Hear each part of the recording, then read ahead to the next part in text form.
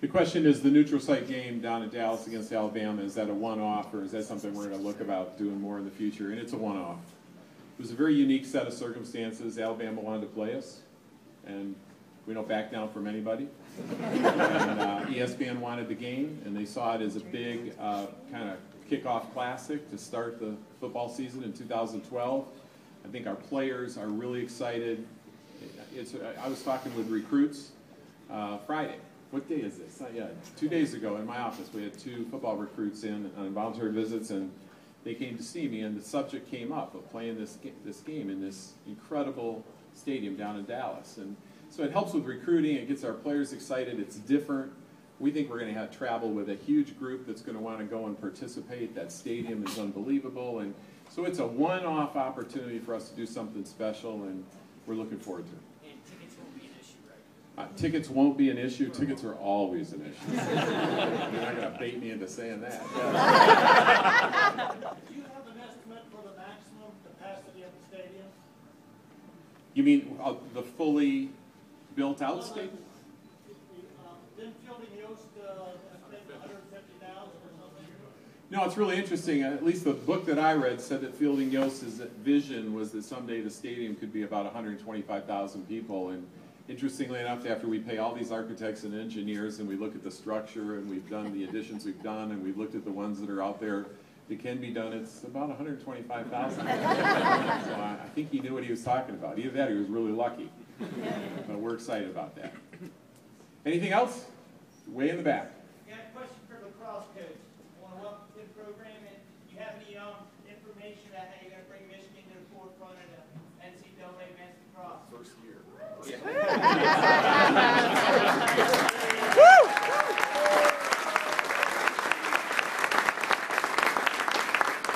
It'd be nice if you'd ask questions like that when my boss isn't standing.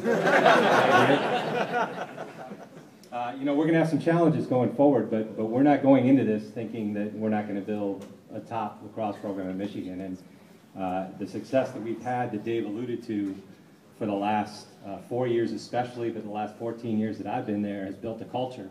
And our expectation is excellence in everything we do, and we're going to get there. And in the meantime, you know, we're going to carry that culture forward. We're going to be excellent in every way we can be, and on the field it'll come.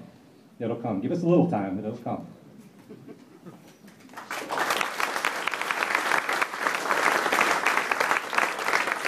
Yes, sir. Hockey. What percentage of the team is from the Washington, Baltimore area, and do you expect to expand on that? What percent of the team is from the Baltimore area? I meant lacrosse.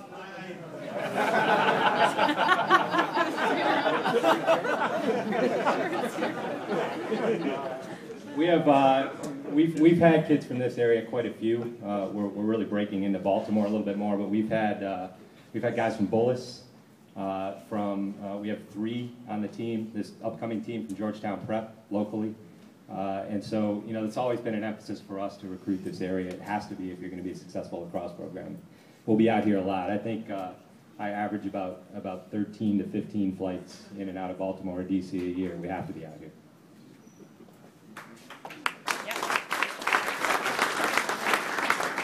Red was afraid there for a minute that he was losing some recruits down there. Yeah. Coach, helmet stickers? No. No.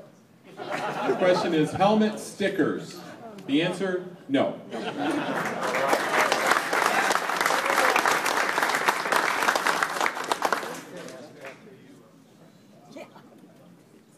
the addition of Nebraska, I know we're not going to be playing Wisconsin for like 5 years.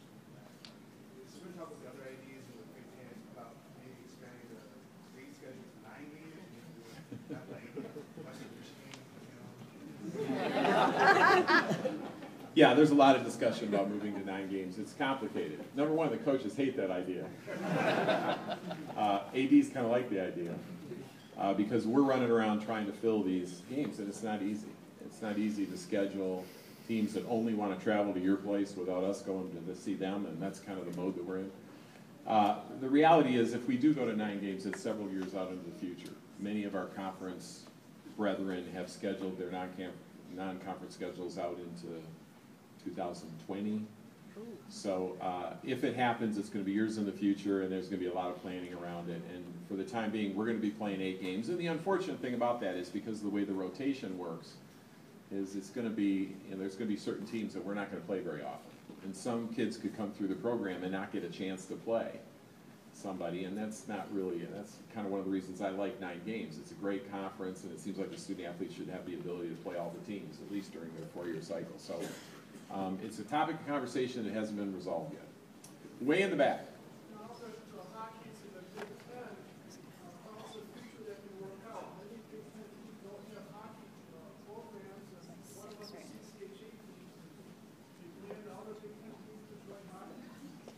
We're talking about hockey is joining the Big Ten after 2 more seasons, and that'll have 6. That means there'll be 6 teams in the Big Ten hockey conference, and we'll play 20 games within our conference. That leaves 14 games open for non-conference games, and that means we will play some of the teams in the CCHA. So we could still be playing Notre Dame or Miami of Ohio or Bowling Green or some of the traditional teams. I don't think we'll be going to Alaska as often.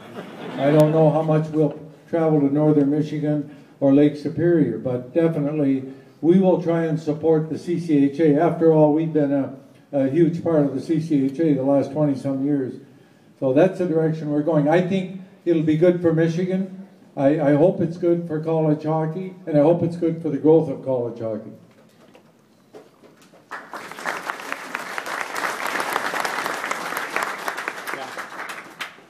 Coach Hoke, what kind of factors go into the decision on the status of Daryl Stoneham? You know what? Let me answer. We're not going to talk about personnel or individual players. We're about the team at Michigan, and that situation will take care of itself. Yeah. How come we're not in the leaders division? How come we're in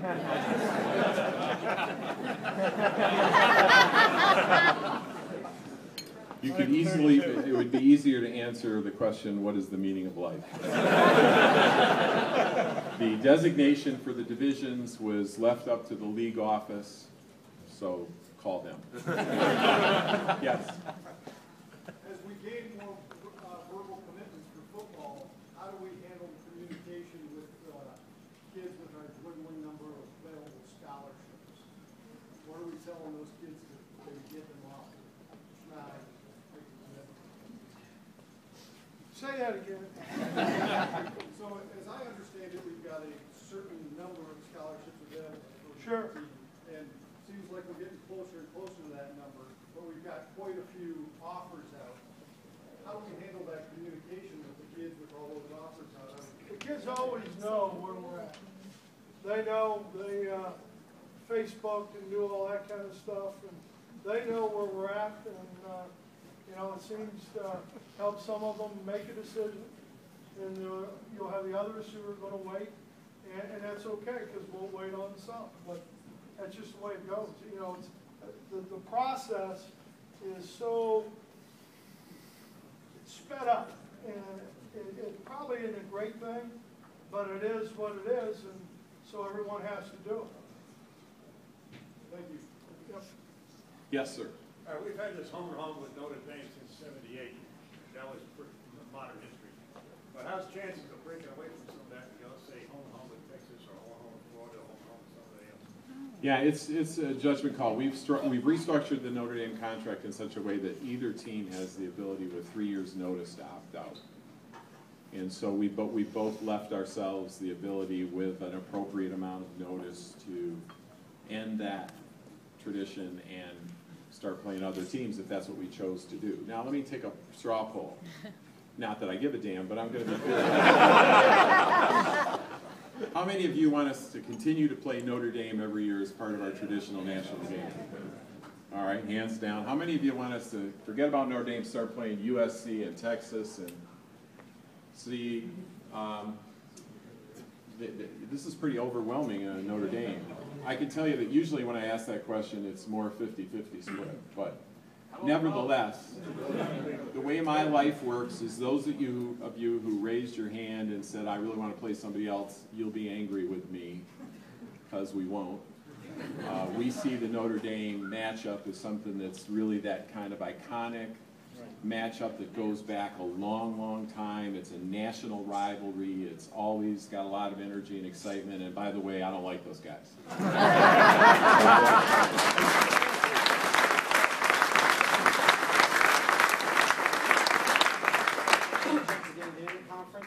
Any chance of getting Notre Dame in the conference? I don't know. Coach Hope, you've had your success in recruiting. What is your message to the players that you recruit and to their parents? Well, the easy part is the product. You know, University of Michigan, global education, and the winningest program in college football history. And, you know, just the values and our goals and what we want to do for their sons and help them grow and mentor them. You know, all those things, that's what we talk about.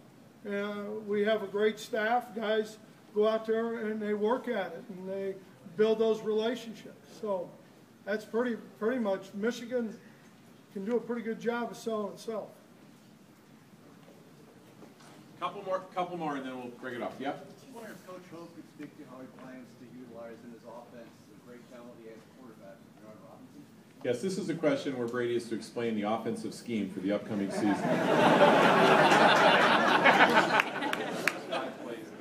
Yeah, sure. We'll have elements when you have, you know, you don't put when you have a guy who's got that ability, you're going to have elements that help him and help our team. But we also will be more of guys like Chris Floyd who could lead block for Chris Howard and do those things out of the backfield. And when you play a pro-style offense, you're helping half your football team. You're helping your defense. Because in spring ball, they have to play double teams, combination blocks. And when you play other kinds of offenses, it doesn't go that way because it's more zone. So there'll be things that he can do. Yes, ma'am. After two great postseasons for hockey and basketball, how is that going to continue with a lot of players coming back? How is that going to help next year kind of start off on a high note? Well, you never know what you're going to get the next year. Like we went into this year with some high expectations because of our seniors, and our team is senior laden. We lose a lot of those guys. So now we have to expect our junior class to step up and lead the way. And that's always the challenge for any college program, is not just to be there once in a while, but to be there all the time. And I think that's built into the hockey program, the expectations and what it takes. And then you need some intangibles. You need some luck. You need goalkeeping. And you might even need officiating, and I won't even bring that up. We haven't seen a lot of that.